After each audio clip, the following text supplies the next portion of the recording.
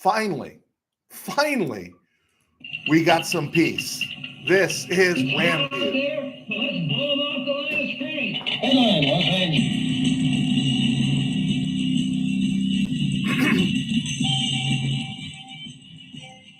Live from the RamCave, I'm Joe Terosian, and this is RamView, the January, this isn't even the January 1st. I got January 1st out. This is the January 3rd edition of RamView, or 2025, and it is brought to you by Kistler Law. Injured in an auto accident, need help, got questions, call Kistler Law at 661-206-6990. That's Kistler Law at 661-206-6990. And check out KistlerLawFirm.com. Kistler Law, they've been fighting for you since 92. And by Temple City Auto Repair, having some auto issues, get yourself some John and Henry at TempleCityAutoRepair.com. And of course, by Benched, the app. Don't take a goose egg. Don't take a zero because you left a non-starting player in your fantasy lineup. Download Bench the app today and make that a thing of the past. All right, a couple of things here that are kind of interesting.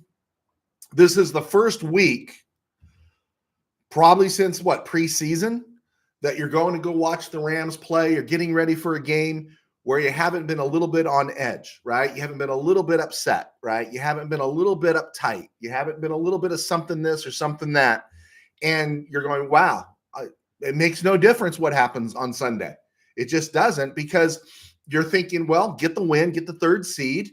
And no, the McSnead admin are good with it. And because they're good with it, we're going to be good with it. They got a good track record. And so win, lose, doesn't make a difference. Rams already got 10 wins. They got 10 wins. They got the division lined up. It's just weird going into the game. And I probably won't be throwing anything. I probably won't be angry. I probably won't be shoving things around. I probably won't be pacing. I usually lose a good half pound during a Ram game just by my pacing, because I've spent a lot of second halves not sitting down. About the only Ram game I was relaxed in was the game against Buffalo, because I had literally written that game off ahead of time. I said, they ain't gonna beat Buffalo. And boy, was I wrong about that. So this weekend, we're going to watch the Rams play. We're going to hopefully say the Rams stay healthy, and got a couple of questions about that, something to think about, and go forward from there. But let's look at Rams history real quick here. And I'm curious to know this about Eric Dickerson. I want to know if Eric Dickerson felt like he needed to explain his thoughts on Saquon Barkley and not wanting him to break his record, or if he was guilted into giving an explanation about his statement because of a bunch of soft souls. Because my opinion was Dickerson didn't need to give an explanation. Dickerson was the most honest of any former athlete holding on to a record that I've ever seen. He said, no, I don't want him to break it. Of course I don't. Is he going to be bitter? Is he going to be angry? No, Dickerson never said that. But it's just, to me, it's another indictment of our culture and our society, is that we get our feelings hurt, or somehow we're guilted into explaining some harsh statement we made. I didn't get as much blowback on my CJ Stroud comments as I thought I would, probably because of the demographic of our audience. But I did have one person come after me when I dropped it into the column. I am writing a column for Mid-Valley Sports again, FanView. You guys could check it out there. But one person came after me. But yeah, there's just a bunch of soft souls out there, and they couldn't take it. And Dickerson was right. I disagree with Dickerson about a lot of things, but Dickerson was right about that. Getting on to this week, Rams have declared that Stafford, Kupp, Nakua, Havenstein, Larry Jackson, Kevin Dotson, Kyren Williams will be benched. I didn't see the list of defensive players that are going to be benched. The offensive line is going to look like this: Noteboom, Avila, Limmer, Jonah Jackson at right guard, Warren McClendon at right tackle. I'm good with all of that except Avila. I'd much rather just have Justin Diedick in there. He did a good job at left guard. He did a serviceable job there at left guard. Let's keep Avila healthy. Let's make sure nothing bad happens to Avila. And everyone's talking about injuries. And I don't want to break down the Seattle game because I don't think there's much to break down here. But like, what are they going to do to secure the win, all that kind of stuff. But injuries are kind of funny. And speaking of injuries and benching players, It seems like something in the long, long, dim past. But does anyone remember the angst and the worry of going into the first 2 weeks of the season with Jimmy G on the suspended list, right? Does everyone remember how scared they were? What if Stafford goes down, and Stetson Bennett has to play? Let's not forget that the Rams did start the season 0-2, and everyone was playing their dirge on the violin. Rams started 1-4, and everyone's playing their dirge on the violin. But remember how everyone was so afraid of Stetson Bennett being the backup with Jimmy G out? Well, I'm kind of curious about this. We know Jimmy G, dude's got a glass jaw, so to speak, when it comes to his body. Now, maybe because he hasn't played for over a year, he could take a few hits. But my question is, what if the Rams play Jimmy G, which they're going to in week 18, and what if he starts and goes down? Guess what? Stetson Bennett will become the backup quarterback, and we'll be right back to that initial problem we had going into week 1 with who's going to be the backup. And it might be a little too late to sign Ryan Tannehill, and gulp. Could that lead to a scenario where John Wolford comes back? Just something to think about. I prefer to see Jimmy G start the first half. Let Stetson Bennett play the second half. Let him get, his feet wet in the NFL and leave it at that. You're not playing for the win, right? Jimmy G, he needs a half. Give him 2 quarters, bench him, and put Stetson Bennett in there, because I don't think we want to go into the playoffs with Stetson Bennett as the one backing up Matthew Stafford. Something to think about, and came to my head today. I want to see the Rams finish 11-6. I want them to secure the 3rd spot. But McSneed, their thinking is to keep everyone healthy, and that it doesn't matter where they play if they make it out of the first round. And there's a lot of truth to that. There's no home field advantage to speak of for the Rams. And, if Green Bay comes to LA, Green Bay's got the advantage, right? The only team that doesn't have an advantage are the Cardinals, and they're out of the playoffs. So I'm good with everything. And that's what makes Sunday night's game between the Vikings and Packers interesting, because if the Rams lose, and the Rams are going to get the loser of that Viking-Packer game. I'm sorry, that Viking-Lions game. And, we've already beaten the Vikings here. Get the Lions at home, get some payback maybe for this earlier this year and last year, settling accounts a little bit. Rams could beat both teams. Rams could have beat the Packers this year. I don't think there's anyone in the first round I'm afraid of for the Rams except for Philly, and they're not going to play Philly. But yeah, so I get it. They're McSneed admin. They're saying it doesn't make any difference, and I'm good with it. It's okay. I did think it was interesting that one of our guys a few weeks ago, I keep blowing it. I don't know if it was DHS. I don't know if it was Dano. I'm trying to remember who it was. It might have been Bill. They suggested running Jonah Jackson out there as an extra blocker or putting him in at fullback to get some clicks out of him in the running game. And so a couple days ago, I was cruising through and I saw a link to Rams Wire, and their guy Brock Vieira posted that Rams might want to, utilize Jonah Jackson as a regular an extra blocker. And I thought it was funny since, you guys put it out there. I didn't even come up with it. You guys put it out there close to a month ago. And I'm not saying this to say they stole it. Okay. I'm not saying that. I'm not saying they listened to our entire show from 3 weeks ago and stole something. No one does that. But I am saying this again, and I like to reiterate it because it's good to reiterate as we head into the offseason as well. A lot of guys behind a microphone, a lot of guys that worked for 21 years and had far more success than I had. A lot of guys at ESPN, a lot of gals at ESPN. Can I just tell you something? They're lazy. Now, I'm not saying this about Rams Wire. They're lazy, and their takes aren't any better than yours.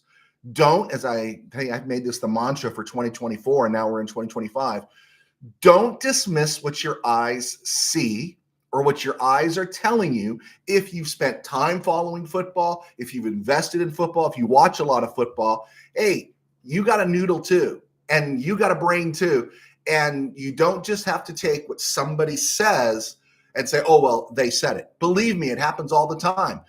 Someone sees something, they know something's wrong, you watch it, and then because ESPN says something different, you think you're wrong. You know how many times ESPN's been wrong, right? So So yeah, don't dismiss what your eyes see. And I appreciate everything you guys say. And just to let you know, it's like that in all walks of life, even in church work. I can tell you firsthand in church work, there's a lot of really good people who defer to the people with letters behind their name or people with credentials. They go, oh, he must know better. We don't. And they don't if they haven't done the work.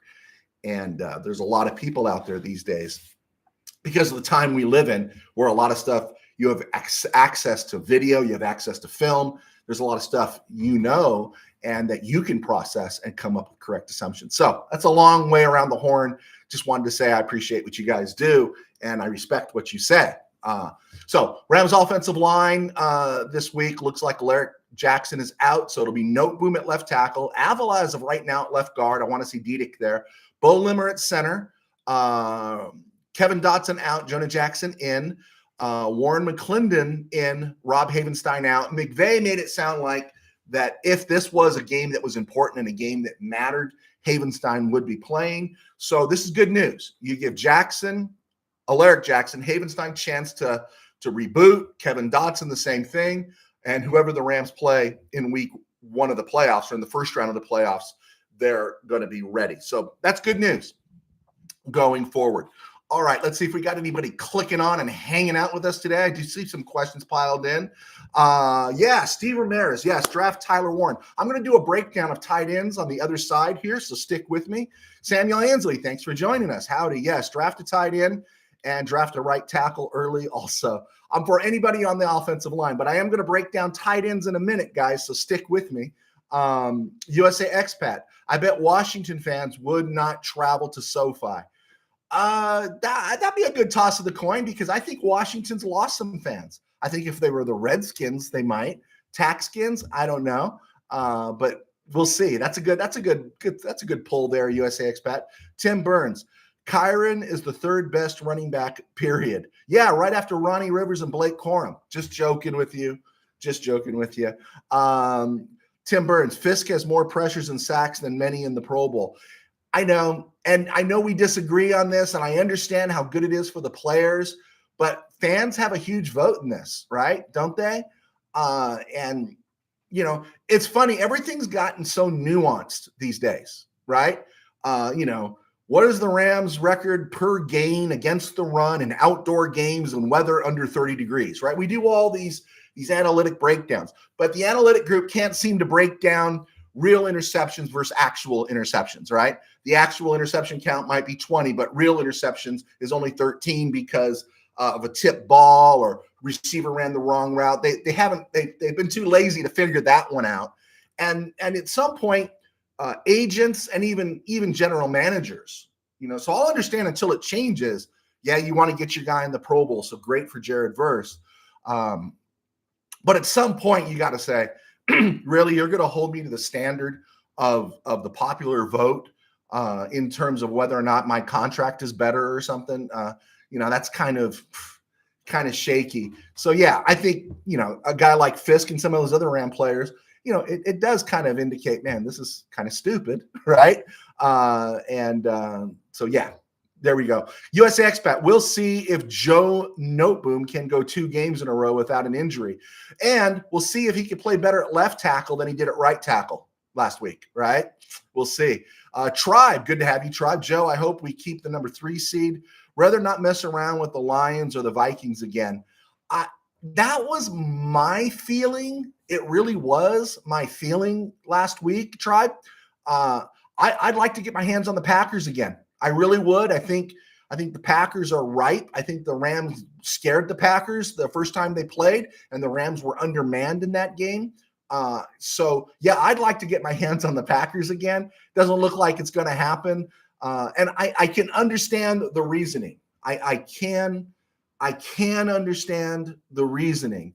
And so we just have to trust the guys that have, put us in the playoffs. What 24, 23, 21, 20, 18, 6 times since returning to LA, and 2 Super Bowl appearances and a Super Bowl title. So, and also according to the KBM and all the bill comes due people, the Rams have won 10 games in back-to-back years and what was supposed to be the rebuild right after the bill came due. So kind of got to trust them in this. But I do agree with you. I did want the 3rd seed. I did want 11 wins, but I'm going to defer. I'm just going to defer to McSneed in this one. Tim Burns, everyone be extra safe out there. There are bad actors in play out there. Citizens need to be wary. Yep, absolutely. Absolutely, right? How did we just say it earlier? Don't dismiss what your eyes see. Don't dismiss what your eyes see. That's probably good for all walks of life, let alone just watching football. Tim Burns, Saquon doesn't play and Puka does. McVay will look dumb. Yeah, but they ran Puka out there in week 18 last year to get that rookie record, didn't they? They did. And I didn't like that. And I'm glad he's 10 yards away from another 1,000-yard season. Bummer, too bad. But you go on a playoff run, who cares if you got 990 yards receiving? And again, the way Puka plays, I don't know about you guys, but there's Ram pressure that I feel when I watch the game when the Rams play. And then there's Puka pressure. And the Puka pressure is he plays so physically that you're wondering, is he going to get up, right? Because he's a fullback at wide receiver, right? I mean, that's all I can think of the way he plays. Let's see. Steve Ramirez, I'm not sure Lions can stop air. They're getting Anzalone back. They just designated him to return, so he'll be back soon. But the Lions, I understand if people were shoving dirt on their grave. I totally get it because I'm stunned. I'm actually stunned. I mean, we got to go back to the Dallas game where Hutchinson busted his leg, and we thought it's over then. And then they brought in Marcus Davenport. He's been a bust his whole career. He was going to be the other guy on the other side, right? And they've just done all these things. They lose Aleem McNeil. Carlton Davis is having a year, busts his jaw. I mean, you name it. And it's happened to the Lions on defense. And they are talking about getting Montgomery back. I've heard that rumor. I didn't look on any Lion sites, but I get it. If the Rams are thinking they could have a shot against the Lions at home, I'm not going to argue against it. Tim Burns, Jimmy G has 2 rings under Brady. Beat us and to go to a Super Bowl is 43-20 as a starter. We are winning this game. It's who's in front of Jimmy G, Tim Burnsy. It's who's in front of him. And are we going to get the note boom we got last week? and what are the Seahawks going to do? Excuse me. Seahawks probably want to play for 10 wins. I think if they lose on Sunday, that'll be their 3rd year in a row. They're 9-8. They might want 10 wins. McDonald, the head coach, might want 10 wins. It's a weird dynamic where they're at, right? Nothing to play for. Do you hate your rivals enough to risk somebody going out there? It's a hard call, right? It's a hard call. So I want the Rams to win. I don't know if they're going to. I don't know. And again, I'm not too uptight about it. All right, let's keep rolling along here around the NFL and other places. Playoffs are beginning for 14 teams very soon. It'll be trimmed to 8, 4, then 2. But before all that happens, just a reminder, draft season pretty much has begun. And I find draft talk January 3rd far more interesting than MVP talk. So we'll talk a little bit about that. Lions have designated linebacker Alex Anzalone to return. Solid player. He's not a game changer, but that's just a familiar face on their defense. Saquon Barkley's been benched. That was a good move by Sirianni. And then I thought it was interesting. I mentioned in my column that Ezekiel Elliott got released by the Cowboys to give him an opportunity to latch on with a playoff team. I don't know who's going to go after him, but good for the Cowboys for doing that. And then the other one interesting right now, Tyler Huntley's getting all the snaps for the Dolphins. They're 8-8. Their playoffs are on the line. Dolphins have a cap hit next year with Tua of 39 rocks, and that's not so bad.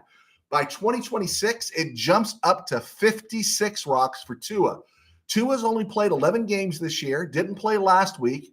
And like I said, as of yesterday, Huntley is getting all the snaps to prepare for week 18. And this is their whole season on the line. Literally, if the Chiefs beat the Broncos, Carson Wentz is starting. Carson Wentz started week 18 for the Rams, beat the 49ers.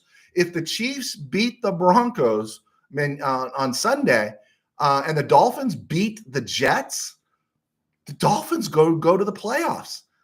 It better be a really bad injury to Tua. I'm not saying Tua's dogging it, but man, I'm feeling pretty stupid if I'm going to be averaging 56 rocks for this guy from 26 through 28, and he can't get me into the playoffs. Played 11 games this year, 11 out of 17. There was 18 weeks. Yeah, you know what it is. You know what it is there. Black Monday looms to see who survives, who doesn't. I got Dayball Peterson on my list. Mike McCarthy can't be fired. His contract ends, I think, after week 18. He should walk. He should really, really walk. And like we said a month ago, he should look at Chicago.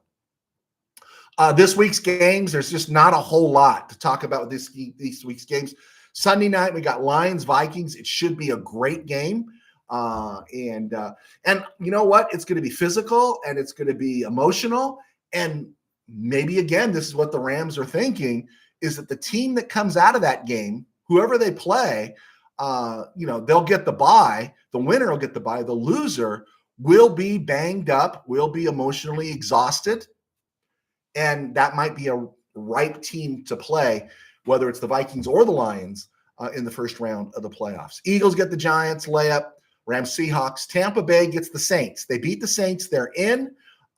Saints have played well, but they've kind of back half of the season, but they faded late. They just don't have any offense right now. And Tampa's not going to let them breathe, because if for some reason they lose and the Falcons beat the Panthers, which is a likely possibility, then the Falcons take the AFC South and Tampa's out. Tampa's clearly the better team. So maybe the Rams want the Falcons to win. I don't know. Anyway, but Tampa's going to beat the Saints. These games are not exciting games. Texans, Cowboys for the history, Packers, Bears. There's just not a whole lot here to get excited about in the NFC. AFC, Chiefs, Broncos has a lot of interesting things there, because the Broncos getting to the playoffs for the first time in 10 years, or at least since 2015, 9 seasons. That's a big deal for them. What a feather in Bo Nix and Sean Payton's cap after the way that stuff all began last year and then this year. Bengals Steelers on Saturday night. It'll be entertaining. Bengals with the win finished 9-8 in all this madness of the season. Steelers are stumbling a little bit. Bengals don't have a defense, but the Steelers haven't showed much of an offense of late. And I hate to be George Pickens dependent, right? And Bengals want to be able to go to bed on Saturday, watch football on Sunday, and hopefully see the Jets man up and beat the Dolphins, and then, possibly, maybe, see the Chiefs beat the Broncos. And so, yeah, so the Bengals, I'm taking the Bengals in that game. That should be an interesting game. Then you got the Texans, Titans, no one cares. Chargers, Raiders, whatever. So there you go. There's just not a whole lot to go on there. Denver wins, they're in. Denver loses, Miami wins, and the Dolphins are in. Denver and Miami lose, and Cincy is in with the win. And I know Cincy doesn't have a defense, but Cincy offensively is super, super dangerous. All right. I'm Joe Terosian. I was a sports writer for 21 years. Now I do RamView. Thanks to our sponsors at Kistler Law and Temple City Auto. I also write books. My books are on Amazon. Please check them out. Thank you for your support. So looking at some of the purchases that have come through, I do appreciate your support and such, because it keeps me employed in my day job. So I pastor a small church in Burbank called Burbank Faith Nazarene, and you can find us right here on YouTube at Burbank Faith Virtual, burbankfaithvirtual.com, Burbank Faith Virtual all across social media. And so do appreciate you being part of us. Let's see if any other questions have rolled in. I think a few did. Let's see here. Bill, do you think Kupp comes to life in the playoffs? I hope so. I hope so. I mean, we all get that, don't deny what your eyes are seeing, right? I don't think we have a sulking Cooper Kupp. I think we got a Cooper Kupp whose body is just not what it was. And I think this week off is great for him. And hopefully we get some clicks out of him in the postseason. Hey, the Rams have a shot. I'm gonna right now. If the Taxkins ended up in SoFi week 1 of the playoffs, they're not going to, but if they did, Rams have a shot. Rams have beaten the Vikings. Rams had a shot against Detroit after losing all those injuries in the first half. Rams still had a shot at winning Detroit. Kobe Durant holds on to that interception in the fourth quarter. Rams win that game in Detroit week 1. Rams nearly beat the Packers. There's the only team that I don't want to play in week 1 right now is Philadelphia. I want to see Philadelphia have more opportunities to implode. I want to see Philadelphia crack under the pressure because I just think they got poor leadership. Last I heard, Jalen Hurts is still in concussion protocol. And so, I mean, he'll still have another week, but yeah, I'm not a Philly believer at all. And so, but I don't want to play them first. I'd much rather play them down the road. Anyway, I think Kupp has a shot to come to life. Edgar, DIS. Thank you, Edgar. I don't think I've had you here, but thank you here. Anyone going to the wild card game? I do not know. Micah Gutierrez, who's a regular Ram follower, he was there last week. He's always taking people to convert them to the Rams faith. And so he went. I don't go too often to football games because they're, super expensive. I need we'll have a coupon day. I need a coupon day to afford SoFi. So get a coupon day and then we'll do that. Steve Ramirez, if Rams lose, then hoping for a walk-off loss to loser of Vikings Lions, preferably after blowing a fourth quarter lead. Yeah, emotionally destroyed, right, Steve? Emotionally destroyed. Absolutely. Animals with Horns just subbed this page. My man, thank you so much for joining us. Throw in your questions there. We do it live Monday, Wednesday, Friday at 5 p.m. Sometimes we'll vary a little bit because of schedule. I do have some schedule stuffs coming up at the end of January, and we'll talk about that. But Animals with Horns, thank you for joining. ESG, I think teams are going to stack the line against Philadelphia and take their chances with Hurts beating them. You're absolutely right. That's the thing. I don't think you look at their offense. Their offensive line's great. Saquon Barkley is borderline MVP this year.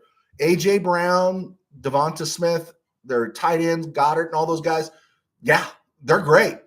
The weak spot offensively for them, and he's not a bad guy. I like him, but I think he's limited, is Jalen Hurts. So, yeah, that would be the remedy that I would employ. Watching the Rams, though, if the Rams played Philly, I don't want to see Darius Williams matched up on A.J. Brown. That's just a mismatch, right? That's like putting Muggsy Bogues on Lonnie Shelton. Bad word. That's like putting Muggsy Bogues on Larry Johnson. There you go. A little more modern term there. But yeah, I do agree with you that on ESG. College football playoffs, we all saw it. We get Notre Dame at Penn State this week or this coming week. I've never been a Notre Dame fan. I've always been anti-Notre Dame. But I'm looking at Notre Dame, Penn State, Texas. Who's got the best shot at beating Ohio State? I'm going with Marcus Freeman, and Marcus Freeman makes the Irish easy to root for. I really like Marcus Freeman. I hope he doesn't take the bait, go to the NFL. I hope this guy has a 20-year run there and just has great success. And Riley Leonard, man. Riley Leonard's gone to another level, right? It was I don't know if anyone's talked about this. Correct me if anyone has.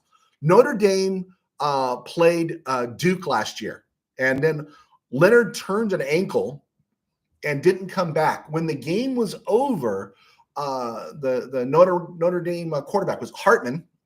I'm blowing it. The good-looking dude. I think he's with the Taxkins now. He was the kid that was at North Carolina, Wake Forest, Hartman. And he's on the sidelines just wanting to check to see after the game, wanted to see if Riley Leonard was okay. And I'm wondering, bro, I'm gone after this year. You should come to Notre Dame. And Riley Leonard comes to Notre Dame, and now they're on the precipice of going to a national title game. They're in the semifinal. And to me, of all the quarterbacks this year, as the postseason began, he's elevated his game the most. And I'm happy. I'm happy to see Georgia get bounced. I'm kind of wondering if maybe Georgia shouldn't have been in the playoff. Their starting quarterback was out, and that's what the NCAA does, right? That's what we do. We get rid of the teams that don't have their starting quarterback, right? Oh no, they let Georgia play. and Notre Dame took care of them. Good job, Irish. Penn State, I'm not a firm believer, but I'll be rooting for them if they have to play Ohio State. I'm going to be rooting for Texas. Texas, think about it. Arizona State was 1 4th down and 13 yards away from beating Texas. As I've said before, Texas, they're the college football version of the Chargers. They will always let you down under Sarkisian. Never trust them. Never put faith in them. I'm going to put some hope because I cannot stand Ohio State. I wouldn't root for Ohio State if they played the Russians. I'd be Team Putin if the Russians played Ohio State. That's how much I think about Ohio State. Oregon, by the way, thanks for nothing. Those uniform combos stink. I'll say it again. Thanks for not showing up. And then watching Boise State on Tuesday night getting beat by Penn State. I was watching that game, and I'm just watching it, and I'm thinking, if they just had a quarterback. Now, Maddox Madsen's a nice kid, all that kind of stuff, and maybe he had an off game, but he just didn't have the chops to play in that game. If he was just a little bit more talented or they had a little bit better of a quarterback, Boise State was in that game. They had an opportunity there, and I think a better quarterback might have given that to them. They probably still may have lost to the Nittany Lions, but they had a shot. And it got me thinking, and I dropped it in the column on Mid-Valley Sports this week, was how bad was Malachi Nelson? When Malachi Nelson signed with USC, everyone was like, oh, man, Malachi Nelson, that's great. And he couldn't even beat out Miller Moss, who's no longer a Trojan. And then he goes to Boise, and it seems like fait accompli. He's going to be the Boise State quarterback, and he couldn't even get on the field at Boise State. He couldn't even beat out Maddox Madsen. What's missing here with Malachi Nelson? Who missed the how do we say it? Who made the evaluation here? Probably the same guy that evaluated Warren Moon as a defensive back. I don't think Warren Moon was discriminated against because he was black. I think somebody gave a poor scouting report on him because there were black quarterbacks coming in the NFL then. I digress. Another story. But someone made a mistake there on Malachi Nelson, which brings me to this final part. And I dropped it again in the column. And I don't like just stealing stuff from the column, but it just seemed interesting. Steve Ramirez probably knows too. Steve Ramirez used to work for the Tribune. I worked for Mid-Valley Sports. Parents would ask, hey, man, do you think my kid could play college football? And I said, mostly in this area where we covered, my coverage zone was Burbank to Laverne, Pasadena to Downey. That's pretty much what I covered, that area. And most of those kids were D3 kids at best. Occasional D2, very rare D2, even rarer a D1. I think I could probably count less than 8 players I covered in 21 years that got a cup of coffee in the NFL and such. But what I would just tell them, and this was before NIL, what I used to tell the parents was use football before football uses you, which means use it for your education. Don't worry about if you're going to get a free education, and these D3 schools, they didn't give athletic scholarships at the time. And I don't know what its breakdown is now, but you can get an academic scholarship, and they put together packages and grants. And some of these kids coming out of our area in the San Gabriel Valley, they'd have $100,000 of education already taken care of to go to a Minot State, a South Dakota State, or someplace like that. And it's like, bro, take it, go, go do it, right? And maybe not South Dakota State, Grandview, different places like that. And they didn't understand it. They went to a JC instead and never played. So what got me thinking was use football before football uses you. That's what's great about football.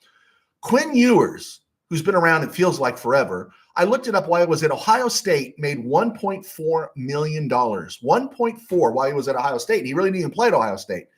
His NIL value this year at Texas is estimated at $4.3 million. That's this year. I don't know what he was last year. And news broke, of course, this past week that another D1 school is offering him 6 rocks to forego the NFL draft and play his final year of college football. If Ewers agrees, his collegiate earnings, little estimation here, will be between 12 to 14 rocks of playing college football. And add to that the education he got and possibly work done or completed on a master's degree. And don't forget potentially another run at a national title. Man, that's a youth well lived. My question with that is, does Ewers really need the NFL? Because it seems like to me, Quinn Ewers and the people around him have used football before football could use him. And I don't think it's going to be the outlier and the one thing that we see. just curious to know what your guys' thoughts are on that. Let's see here. Brian B. Haven't seen you for a while, Brian. Thank you so much. This is the first game all season. I won't be rooting for the Rams to win. We match up better with the Vikings or Lions. We don't have to fly to Philly in round 2 if they advance. Yeah, I know I'm going to enjoy the game, right? I'm not going to be as uptight, Brian, definitely. And again, I think there's a lot of angles there. And I think give credit to McSnead, I think there's a lot of angles there. And they looked and they read the tea leaves and they said, if this happens, if that happens, what's best for us? And I'm going to 6 playoff appearances, 2 Super Bowls, 1 title. Since coming back to LA, I'm going to dance, right? I'm just going to dance with what they say. ESG, with as much as college football players are getting paid, what is the motivation once they get into the NFL? Yeah. Did you see that? 12 to 14 possibly before he's done. What is the motivation, right? I know some of us are just highly competitive and it's not about the money, but I also want to keep my head on my shoulders, right? And I don't want a shoulder replacement surgery or something, and you wrap it up your career at 25 and you've made millions and you got a degree and you got an education and you got memories. I don't know, man. Doesn't sound so bad. Mark Reiber, did you see Rich Eisen saying this Rams team might be better than the Super Bowl team? You know what? Goodness gracious, Mark, you said that. Now that I remember, I didn't click on it because I thought it might have been, I saw a link somewhere and I didn't click on it because I thought, okay, this is stupid, right? This can't be true. Yeah, it's Rich Eisen. It's not. If this team goes on a run this year and then builds on it next year, the defense is more mature. This defense, everyone stays healthy. They sew up a few things at the cornerback room. This defense is going to be as good as any defense you can get in this era in the NFL. So you get that wired and then maybe do some tweaking on the offense. The team in 2025 could be better than the team in 2021. Right now, no, I don't think so. I think we're spot on there, Mark. Tim Burns, AR-15 showing that he is that guy. AR-15, are we talking AR-15? Are we talking Austin Reeves? Are we talking who are we talking right here? Drew Aller? Who are we talking? I'm lost here. My mind's blanking. Help me out here, Mr. Burns. Aaron Rodgers, let me know. Okay, back to some Ram stuff here. I guess the Ernest Jones trade didn't derail the season, right? Remember, who's going to back up Stafford the first 2 weeks? That went away. Ernest Jones, I want answers. What happened to Ernest Jones? Well, Ernest Jones got traded again. He played well for Seattle. He's going to make some decent money this year as a free agent, and it didn't derail the Rams season. Introduced us to Omar Spates, introduced us to a better side of Christian Roseboom. Not saying the Rams don't need to do work in this area, but Ernest Jones better than those guys? Yeah, Ernest Jones better than those guys. But you know what? It wasn't that much of a drop-off, and it's not going to be worth having to pay him 5, 6, 7, 8 rocks for, right? Rams aren't the 49ers. They're not going to give close to 20 rocks for an off-ball linebacker, no matter even if it is Fred Warner. So I guess the Ernest Jones trade worked out. Looking at Rams needs, as it is draft season, wide receiver, corner, offensive line, defensive line. These are the things I circled. Tight end, because good guys like Steve Ramirez, who knows the business, he likes Tyler Warren from Penn State. So I wanted to read this list off here real quick. The Rams scored with Tyler Higbee in 2016, 4th round. He's a Hilltopper, Western Kentucky, and he's exceeded all expectations. And he was drafted before McVay came to the team. Upon arrival, the McVay and McSnead, they drafted Gerald Everett in 2017 and Bryson Hopkins in 2020. Gerald Everett had a few moments, but they didn't give him a second contract. Bryson Hopkins only had Super Bowl 56, 4 catches, 47 yards, and the seal block on Cooper Kupp's 4th down jet sweep on the final drive. So Bryson Hopkins will always have a soft spot in my heart as a Ram. And he's not lined up anywhere anymore. He's not even in the NFL. So the Rams have missed on their tight ends. I understand, everyone's making that noise about Brock Bowers and everything, but there have been 26 tight ends since in the 21st century, since 2000, 26 tight ends have been drafted first round overall. And some of these guys, 13 of them have been absolute busts. Dustin Keller, Brandon Pettigrew, Jermaine Gresham, Kellen Winslow Jr., he was a 6th overall. Daniel Graham, Bubba Franks, Anthony Beck, all these guys were first rounders. OJ Howard, I would even put Hayden Hurst in there. First rounder, Kyle Pitts is kind of getting there. First rounders that have done well: Brock Bowers, Greg Olson, Jeremy Shockey, Todd Heap. You might want to throw in Dallas Clark, and then guys that are okay: Dalton Kincaid, TJ Hawkinson, Evan Ingram, David Njoku, Vernon Davis, right? Vernon Davis with the 49ers had a nice little run there, but half of those guys were busts. And those top 10 guys, Kyle Pitts, we don't know about. Vernon Davis, he's all right. And then, of course, what's his name? Kellen Winslow Jr. So my thinking is like, where are you going to draft a tight end at? Top tight ends in the league right now, George Kittle is number 1.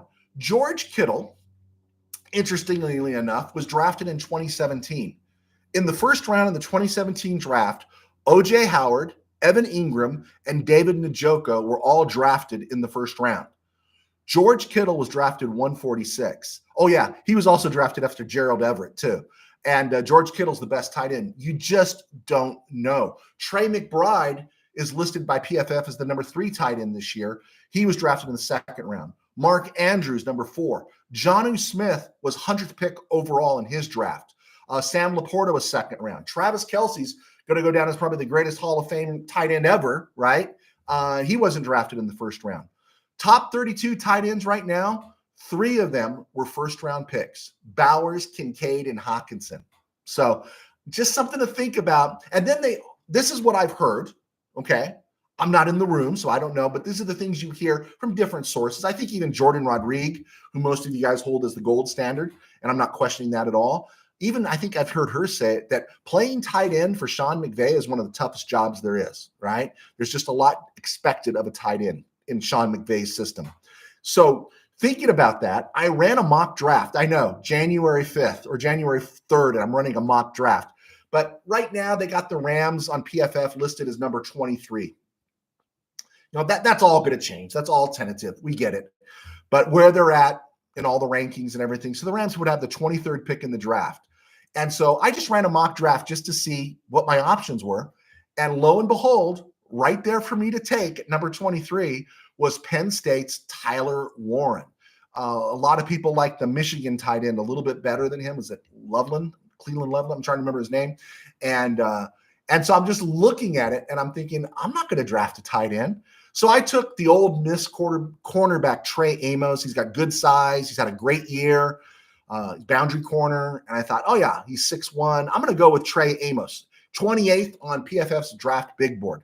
And PFF gave me great credit for taking him. I got an A or a B+ or something for Trey Amos, right? So what happened to Warren, which I thought was kind of funny in the mock draft, is Warren went to Kansas City at number 32. I don't know how you guys, because I know a lot of you are big Tyler Warren fans, and I'm not anti-Tyler Warren, but wouldn't that be hilarious if Travis Kelce calls it a career, right? They've already got the Gray kid, Noah Gray, playing great football, and then at number 32, the Chiefs were able to get their hands on Tyler Warren. I just think that would be, someone would cry foul and want to recount somewhere along the way. Just thought I'd throw that out there for you guys to see. Tim Burns, Austin Reeves getting near a triple-double like 4 or 5 games in a row. Yeah, he went to that headband, didn't he? He went to that headband. Tommy Huxley, trans tribe got pegged my poor man's Kittle. Okay, my poor man's Kittle. There you go. Okay. Tim Burns, look at safety Rod Moore, Michigan, and tight ends Luke Lackey, Iowa, and Mason Taylor, LSU. I don't know those guys. Like, I might know their names, but I haven't had eyes on them, deliberate eyes on them. But I just know that I'd heard the word Tyler Warren, and so that's why I was throwing it out there. Tim Burns, you are crazy drafting a tight end in the first round. Just my opinion. Definitely in the top 10 or top 15. That's how I would feel about it. I'm looking at this list here. Top 15. Kyle Pitts was 4th overall. Hawkinson 8th overall. Eric Ebron 10th overall. Vernon Davis 6th, Keller Winslow 6th. Jeremy Shockey was 14. He had a good career. And Bubba Frank's 14. That was kind of a whiff there. But wanted to throw that out there for you guys to look at and go with. Week 18, I got 168 wins this year. I need 13 wins this week to get over last year, and I'm not going to do it because no one knows what's going to happen this week. No one knows because most of these games don't matter. Browns, Ravens on Saturday at Baltimore. What a bummer on Saturday. I want to see a good game. It's Browns, Ravens, right? Bengals at Steelers, one of the few interesting games. So I am going to lean, watch that game. I am leaning Bengals in this one because they're fighting for their lives. And then on Sunday, Panthers at Falcons. Atlanta still has a shot, so they're going to beat the Panthers. Texans, Cowboys, Mike McCarthy's farewell. You know, my guess is, if I'm Dan Quinn, Jaden's not seeing the field. Bears at Packers. It's a great opportunity for Malik Willis for the Packers. Maybe Malik Willis has a great game, and somebody's fooled into saying, hey, we'll give you a third-round pick for Malik Willis. Jaguars at Colts. Feels like a Poncetia Bowl game. It's like going to the NIT. Who's going to watch it? Bills, Patriots. I'm leaning Buffalo. I wouldn't even start Drake May in this game if I'm the Patriots. I don't want him getting hurt. I don't want his offseason to be about rehabilitation, especially there's a snowocalypse coming to the East Coast this week. Keep him healthy. Giants at Eagles. We're going with Philly. Saints at Buccaneers. Tampa needs the win. Saints can be a little bit dangerous, but their quarterback play has been bad. A lot of guys are out. I'm going Tampa in this one. Texans and Titans. Houston needs some confidence, so they're going to play hard. 49ers and Cardinals. I call this the what are we doing here bowl. And what do you want to see happen? I'm curious to see what happens in this one. 49ers, I think, are going to start Josh Dobbs. And are the Cardinals going to start Kyler Murray, right? I just wanted Kyler Murray to end with a bad taste in his mouth, keep him depressed, keep him angry, keep him sulking all off season. Chiefs at Broncos, one of the few interesting games. Denver, desperate. I'm going to give them the win. Rams, Seahawks, stay healthy, get out with a clean-looking injury report. My guess, my preference would be Jimmy G in the first half, and then I'd run Stetson in the second. I'd love to hear your guys' thoughts on that. Chargers, Raiders, Bolts want to keep momentum. Raiders should tank it. Don't do anything to jack up that playoff spot because you already have, now that you got 4 wins, tank it. Dolphins at the Jets. Jets aren't going anywhere, but I think the Jets lack the heart to seize the opportunity to crush a rival's season.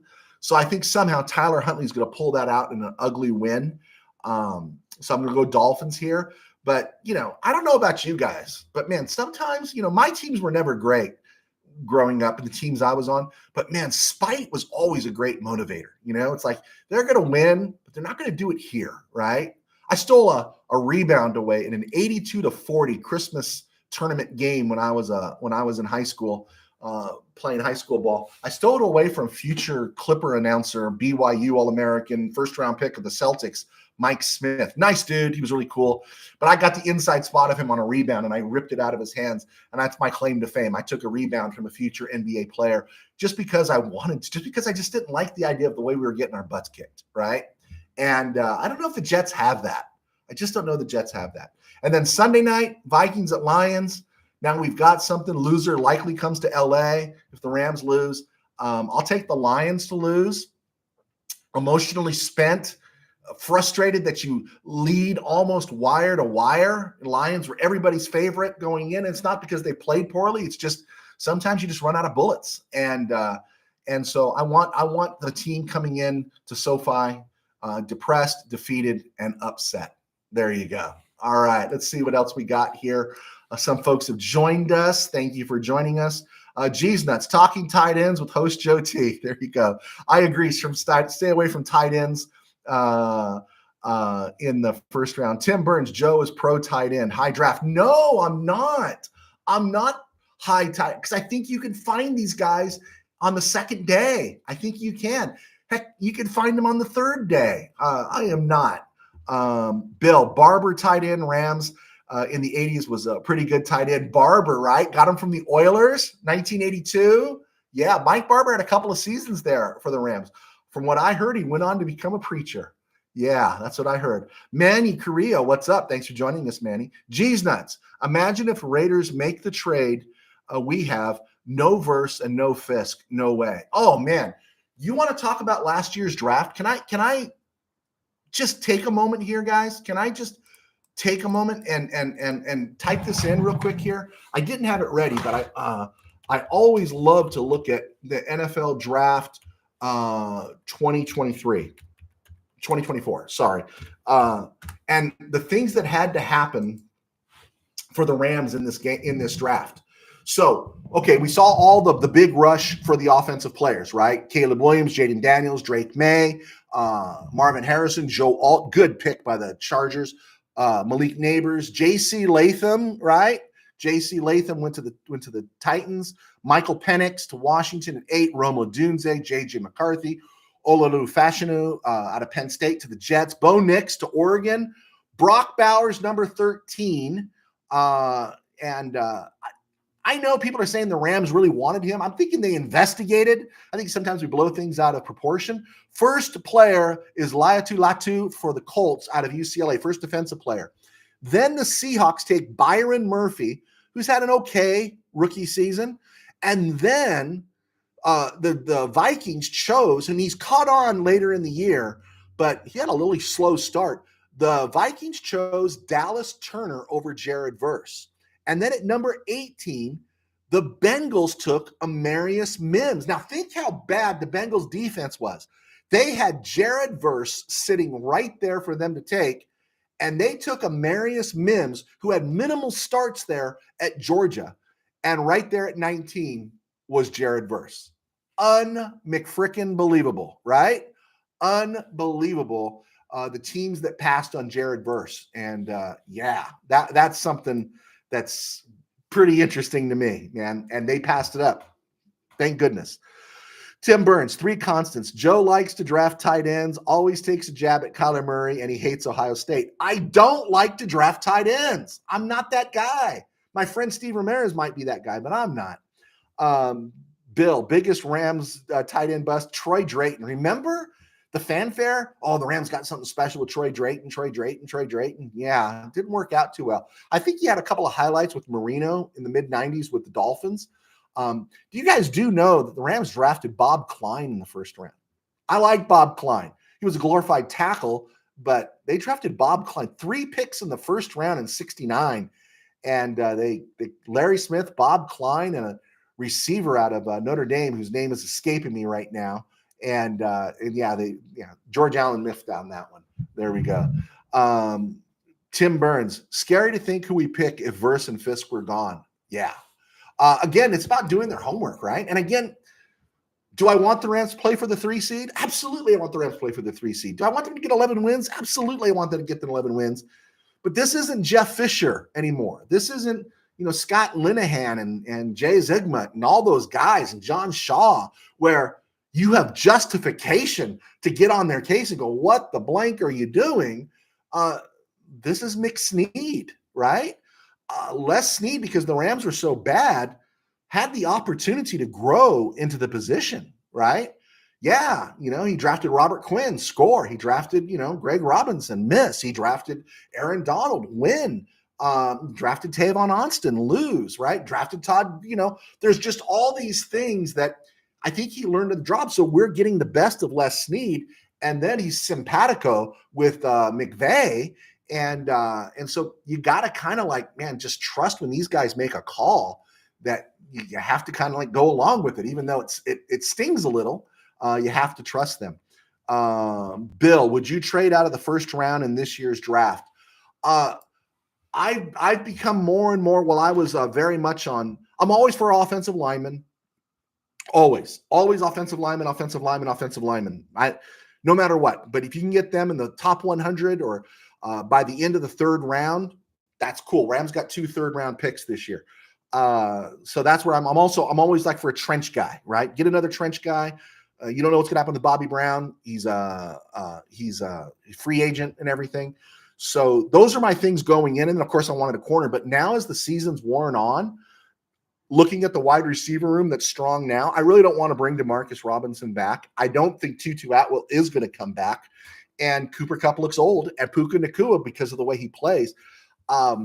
If the Rams are at 23 and there's a top flight receiver that they're really high on, and there's always going to be receivers, always. You could always get there's receivers come out every year. I think I'd want a receiver, right? That's what I'm thinking. I'm thinking I want a receiver. I think the defense is going to be better next year. You do want to get another fat body right there, or toilet clogger right there in the trenches on defense. I'm anxious to see, can we get another year out of Roseboom? I want to see how Spates develops. Yeah, corner is a little iffy. Safety is strong. But yeah, I think I want a wide receiver. And that if they don't get what they want, then yeah, trade down, trade down and, pick up a 4th round pick. If you move late 1st round, if you go out of the second, go into the second, pick up a 3rd or something, do what they got. We can start looking at the draft charts pretty soon. But I would be open to anything to see how it plays out. Let's see. Steve Ramirez. I remember when John Shaw drafted Gaston Green and John Robinson refused to play him. I did not know about John Robinson refusing to play him, but that just lends credence to how much the Rams, but the Rams made a trade that could have been the equivalent of the Herschel Walker trade in '89, right? Cowboys move Herschel Walker and they just got a haul for him, right? Rams made a great trade with Eric Dickerson. I know it's painful that marriage was done. Georgia was in control. Unfortunately, John Shaw was there. It wasn't going to work, right? Hindsight, we could tell nothing was going to work. But the Rams could have done with those picks, and they whiffed on all of them. What they could have done with those picks from the Eric Dickerson trade is criminal. Some people say, oh, we got Flipper Anderson out of it. No, you didn't get Flipper Anderson out of the picks received in Eric Dickerson trade. I think Flipper Anderson was part of the pick that was received, part of compensation received when the Rams sent Barry Redden a couple of years before to the Chargers, and then the Rams got that pick and used it for Flipper Anderson. And that's painful memory there, Steve. Painful memory. G's nuts. I have a feeling Jimmy G is going to light Seattle up and get us the 3rd seed. Does anyone feel me on the attitude of, hey, let Jimmy G, an experienced quarterback, play the whole first half and bench him in the second out of fear that he could get hurt? And then Stetson Bennett is the number 2 quarterback in the postseason? And anyone feeling me on that one? Because everyone was right there in the first 2 weeks of the season. Kind of curious what you think. Let's see. Tim Burns, no trade down this year. We have enough talent. We need the stud. All right. And you're thinking wide receiver, Chief, there, Mr. Burns? Steve Ramirez, UCLA's Jay Toya is a good run stuffer. He's probably a 3rd or 4th round pick. You can find those guys anywhere. You can find those guys, proper evaluation. You can get them anywhere. People are saying Byron Murphy was going to be great. And Byron Murphy wasn't bad this year, but Byron Murphy wasn't great, right? Byron Murphy was taken, what did I say, 16th overall, 15th overall? Heck, you go back the year before that in 2023, and the Rams got Kobe Turner in 91st pick overall. I'd take Kobe Turner over Byron Murphy right now, wouldn't you? You just don't know. So, yeah, you can get these guys everywhere. And, we know what the Rams do. They score late. They continually score late. Tim Burns, I really want a wide receiver for a change in top pick. Yeah, I could see that happening, and that based on where the Rams are at right now and where they're trending to. All right, I think we got stuff in there. I'll come back and wrap this up with more questions in a minute. It was a stone groove, my man. It was a stone groove. So let's look at this date in Rams history. January 3rd, 1963. Jim Everett turns 61 today. Happy birthday to Jim Everett. On this day in 2020, the Rams beat the Cardinals in the final game of the season, 18-7. John Wolford, 22 of 38, 231 yards. He threw a pick 6, I think. He scrambled for 56 yards. Troy Hill had an 84-yard pick 6. Rams registered a safety, 3 Matt Gay field goals. Samson Ebukam had 2 sacks. Morgan Fox and Leonard Floyd had sacks. That was the 2020 Rams. All those guys are gone. Troy Hill, John Wolford, Matt Gay, Samson Ebukam, Morgan Fox, Leonard Floyd. And that got the Rams into the playoffs. And Wolford was going to start. He did start the next week in Seattle, and because when he went out with his head or neck injury, McVay put in Jared Goff. Jared Goff was healthy enough to play, but the confidence was so low in Goff that he wasn't even going to start him over John Wolford. And we know he had a banged up thumb, but he came in and played. Rams didn't go to Blake Bortles or Bryce Perkins or anything like that. So that was a real telltale there. And then, of course, the next week, Kupp didn't play, and Aaron Donald, 2 weeks later, Rams won in Seattle. And then the week after that, Aaron Donald had the rib cage injury, and then he played minimally, and Cooper Kupp was out. And that was one of those games where, you know what, you weren't burned when the Rams lost. You're upset, but that was one of those games where you kind of with half your artillery gone. And yet, you know, the next year, of course, led to the Super Bowl. So tomorrow, Saturday, January 4th, Rams in 1983 on January 4th fired Ray Malavasi. The Malavasi era came to an end after he took over for George Allen after the second game of a 6-game, or it was a 4-game preseason in 1978. Born on January 4th in 1941, Kermit Alexander, defensive back. UCLA had a lot of years there with the 49ers and with the Rams. Born on January 4th, 1985, Eric Weddle, who signed off the street and did something super special for the Rams in 2021. So happy birthday to him. He turns, 39 tomorrow. Also, tomorrow in the year 2000, at the age of 77, Tom Fears, legendary Ram receiver, caught the winning touchdown pass in the NFL championship game from Norm Van Brocklin in 51. He passed away at the age of 77. He was suffering, I believe, from a lot of dementia and everything. So something to think about.